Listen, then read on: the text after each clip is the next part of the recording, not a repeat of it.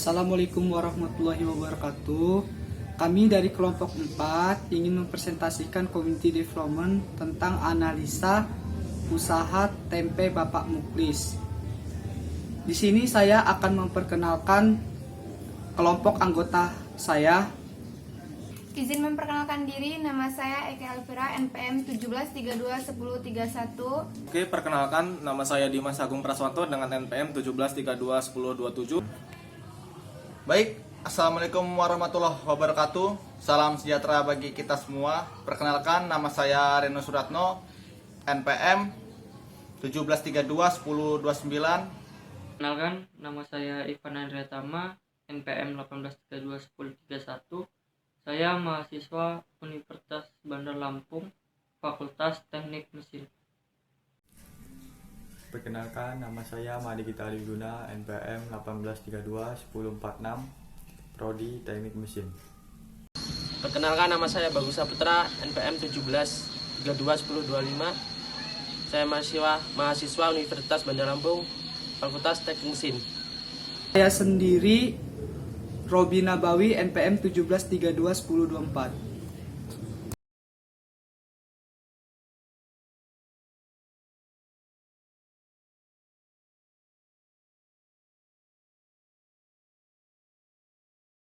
Roll and action.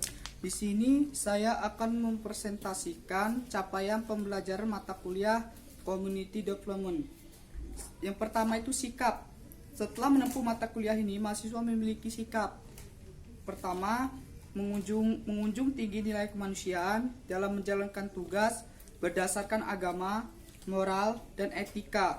2. Berkontribusi dalam peningkatan mutu kehidupan bermasyarakat, berbangsa, bernegara, dan kemajuan peradaban berdasarkan Pancasila. Ketiga, bekerja sama dan memiliki kepekaan sosial serta kepedulian terhadap masyarakat dan lingkungan. Keempat, menginternalisasi semangat kemandirian, kejuangan, dan kewirausahaan. Pengetahuan. Setelah mengikuti mata kuliah ini, mahasiswa memiliki pengetahuan sebagai berikut. 1. Memahami berbagai permasalahan yang dihadapi masyarakat, pendidikan, kesehatan, pembangunan, kemiskinan, pengangguran, kesenjangan sosial, dan lain-lain.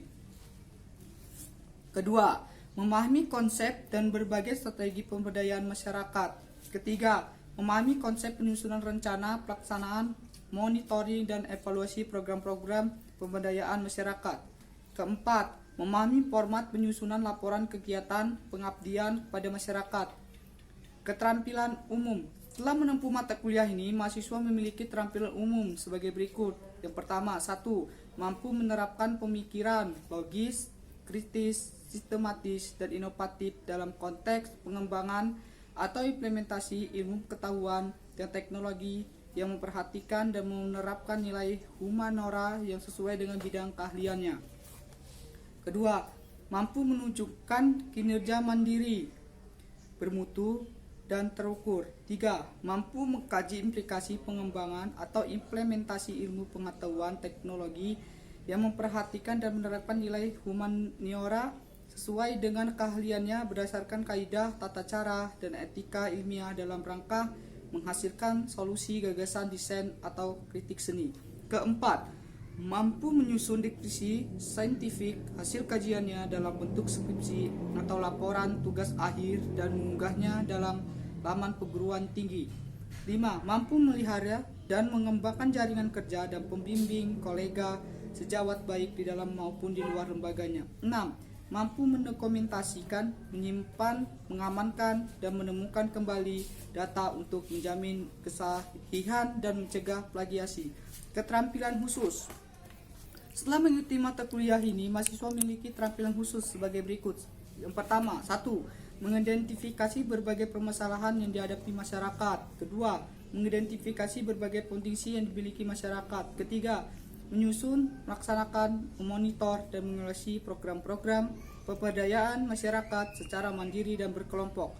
4. Menyusun dan mempresentasikan laporan kegiatan-kegiatan pemberdayaan masyarakat.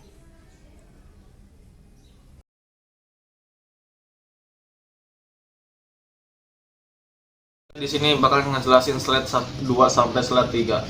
Di sini nama project usaha TP Bapak Musli. Lokasi Sidoarjo 1 Natar Lampung. Lampung Selatan. Implementasinya kosong. Nama-nama kelompoknya ada Bagus Saputra dengan NPM 17321025, Eka Elvira 17321031, Robin Nabawi 17321024, dan saya sendiri 17321027, Reno Suratno 17321029, Made Gita Adi Wiguna 18321046, Ivan Andre Tama 18321031.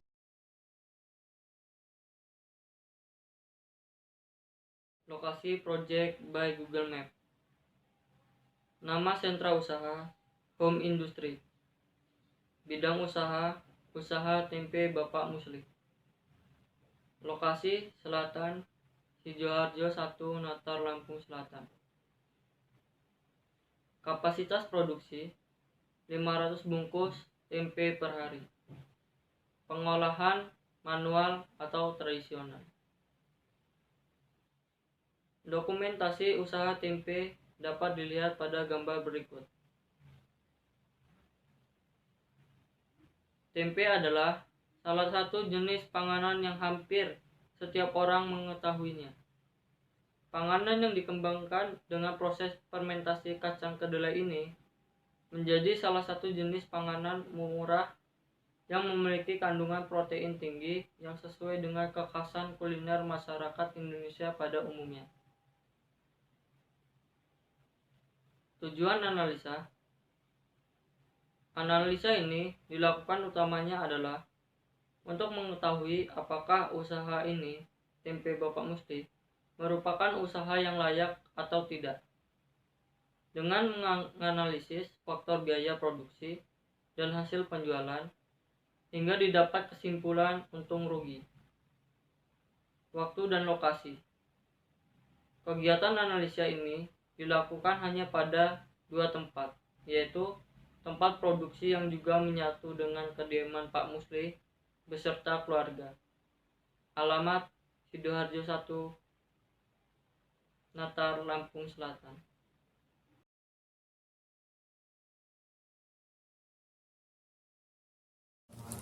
Hasil produksi dan harga jual. Dalam produksi ini, tempe Pak Musli dengan menggunakan bahan baku kacang kedelai sebanyak 68 kg bisa menghasilkan sebanyak 820 bungkus yang bisa terjual habis. Dengan rincian, bungkus besar 252 bungkus, bungkus kecil 568 bungkus. Dengan harga jual bungkus kecil seharga 1.000 dan bungkus besar 1.500. Pedagang pasar biasanya memotongnya kembali dengan bentuk yang lebih kecil dengan tujuan margarin menjadi lebih tinggi.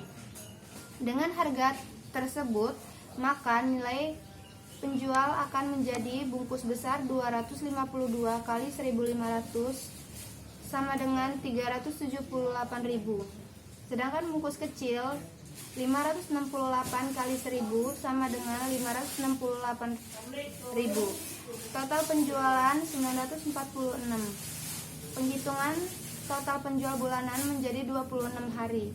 26 hari kali 946 sama dengan 24.596. Jadi penjualan total dalam 1 bulan adalah 24.596.000. Barang dihitung habis karena memang pada kenyataannya produk yang terbungkus selalu dijual habis jikapun sisa tidak mencapai 5%. Dan jika ada sisa dari jumlah tersebut, tempe akan diolah menjadi bahan pembuatan ragi tempe dan akan menjadikan pembelian ragi tempe tertutupi. Maka siklus barang habis adalah penghitungan mesti.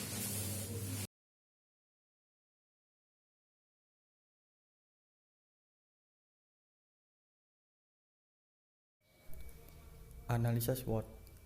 Analisa ini digunakan untuk melihat kecenderungan dari kekuatan suatu usaha dalam menguasai market dan survive dalam melangsungkan produksi serta mempertahankan eksistensi market yang ia bangun, tak terkecuali dalam pemasaran tempe.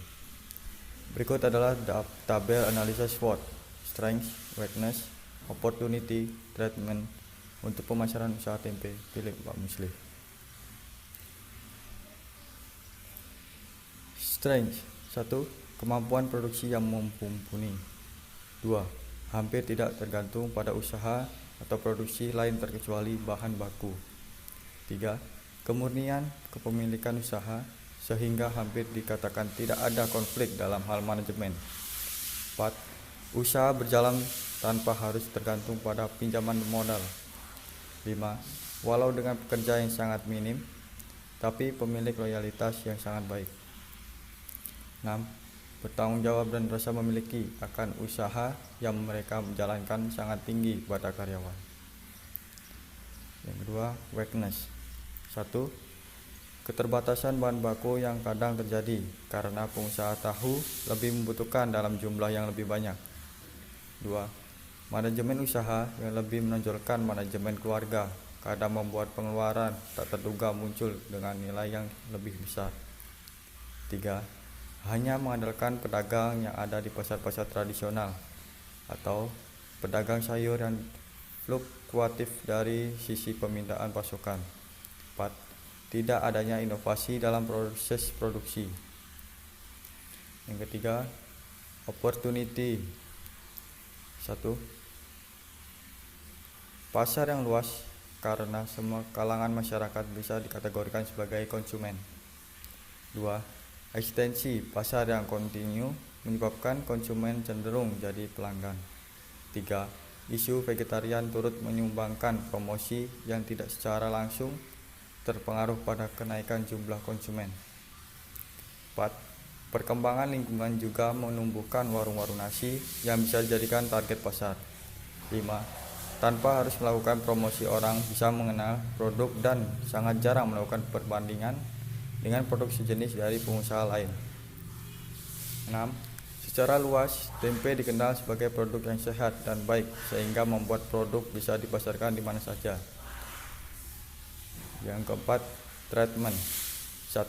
Ketergantungan bahan baku pada produk impor kadang menjadi kendala. 2. Human error pada proses produksi bisa menyebabkan kegagalan fermentasi tempe dan berakibat pada terputusnya siklus modal seperti yang biasa terjadi pada usaha kecil. Kesimpulannya, dari analisa yang telah dibahas sebelumnya, maka dapat disimpulkan hal-hal sebagai berikut. A. Usaha pembuatan tempe Pak Muslih adalah usaha yang menguntungkan. B. Faktor yang menjadi kendala lebih berada pada bahan baku yang memiliki ketergantungan terhadap produk impor. C.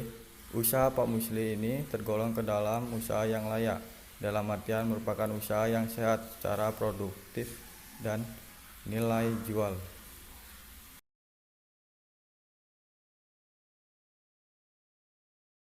Di sini saya akan menjelaskan presentasi dari kelompok kami, yakni poin implementasi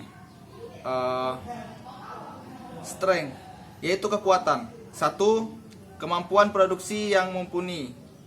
Yang kedua, hampir tidak bergantung pada usaha atau produksi lain terkecuali bahan baku. Yang ketiga, kemurnian kepemilikan usaha sehingga hampir dikatakan tidak ada konflik. Dalam hal manajemen, dikatakan usaha berjalan tanpa harus bergantung pada pinjaman modal. Baik, yang selanjutnya, walau dengan pekerja yang sangat minim, tapi memiliki loyalitas yang sangat baik. Yang selanjutnya, tanggung jawab rasa memiliki akan usaha yang mereka jalankan sangat tinggi pada karyawan. Weakness, yaitu kelemahan. 1. Keterbatasan bahan baku yang kadang terjadi karena pengusaha tahu lebih membutuhkan dalam jumlah yang lebih banyak. Yang kedua, manajemen usaha yang lebih menonjolkan manajemen keluarga kadang membuat pengeluaran tak terduga munculnya dengan nilai yang lebih besar. Yang ketiga, hanya mengandalkan pedagang yang ada di pasar tradisional atau pedagang sayur yang fluktuatif dari sistem permintaan pasokan. Yang keempat, tidak adanya inovasi dalam proses produksi. Treatment ancaman. 1. Ketergantungan bahan baku pada produk impor kadang menjadi kalah human error.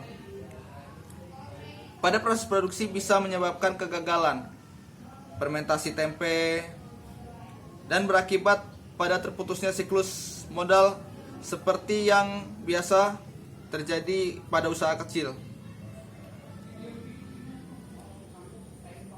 Opportunity, peluang. Pasar yang luas karena semua kalangan masyarakat bisa dikategorikan sebagai konsumen. Yang kedua, eksistensi pasar yang kontinu menyebabkan konsumen cenderung jadi pelanggan. 3. Isu vegetarian turut menyumbangkan promosi yang tidak secara langsung berpengaruh pada kenaikan jumlah konsumen. Yang keempat, perkembangan lingkungan juga menimbulkan warung-warung nasi yang bisa dijadikan target pasar. Yang kelima, tanpa harus melakukan promosi, orang bisa mengenal produk dan sangat jarang melakukan perbandingan dengan produk sejenis dari pengusaha lain. Baik, yang terakhir, secara luas tempe dikenal sebagai produk yang sehat dan baik, sehingga membuat produk bisa dipasarkan di mana saja. Baiklah, ini terdapat gambar alat mesin penggiling kedelai untuk pembuatan tempe, bisa dilihat di slide-nya. Baiklah, ini saya akan menjelaskan spesifikasinya. Spesifikasi mesin. 1. Tipe mesin Pak 20, kapasitas 10-20 kg per jam. Selanjutnya, bahan hopper dari stainless, rangka dari besi. Selanjutnya, dimensi 60 x 35 x 98 cm. Yang terakhir, listrik, yaitu membutuhkan daya sebesar 370 watt. Cara kerjanya, yakni mekanisme mesin penggiling biji kedelai ini menggunakan 2 buah batu gilas yang diletakkan pada posisi horizontal. Mesin ini dibagi 3 bagian, yaitu hopper, badan gilingan, dan tutup mesin gilingan. Pada bagian gilingan dipasang 2 buah batu gilas yang masing-masing dihubungkan dengan poros yang disambung dengan puli.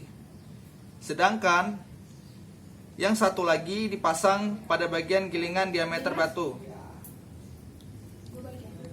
Yang dipakai disesuaikan dengan kapasitas yang diinginkan. Kedua, batu gilas ini mempunyai ketebalan yang sama, tetapi pada permukaan masing-masing batu dibuat kasar dengan profil yang berbeda. Batu yang tidak berputar pada permukaannya dibuat lubang-lubang tetapi tidak sampai tembus, hanya sedalam beberapa milimeter saja. Sedangkan untuk batu yang berputar, pada permukaan diberi alur melingkar yang diameter lingkarannya semakin besar ke arah luar. Untuk bagian tutup dari badan gilingan diberi sebuah lubang di bagian bawahnya sebagai tempat keluarnya biji kedelai yang sudah digiling.